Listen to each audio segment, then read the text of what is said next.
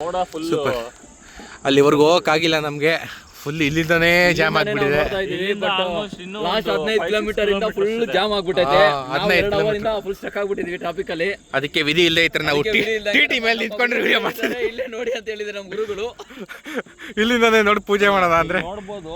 ಅಲ್ಲೆಲ್ಲ ಜಾಮ್ ಆಗ್ಬಿಟ್ಟಿದೆ. ಈಗ ಕಾಣಿಸ್ರಿ ಹೇಳಿ. ಅಲ್ಲಿ ಆಕ್ಚುಲ್ ಆಗಿ ನಮ್ಗೆ ಲೈವ್ ಅಲ್ಲೇ ಕ್ಲಿಯರ್ ಆಗಿ ಕಾಣಿಸ್ತಾ ಇಲ್ಲ, ಲೈಟ್ ಆಗಿ ಬೆಳಕ್ ಕಾಣಿಸ್ತಾ ಇದೆ. ಇವಾಗ ನೀವು ಕಾಣಿಸ್ಬೋದು. ಇವಾಗ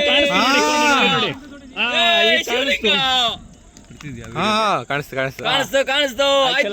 ಆಯ್ತು ದರ್ಶನ ಆಯ್ತು.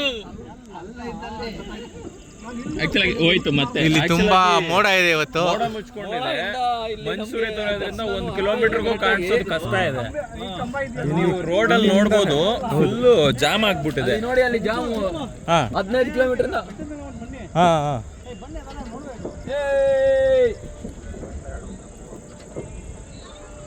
ನಿಮ್ಗೆ ಅಲ್ಲಿ ಕಾಣಿಸ್ತು ನೋಡಿ.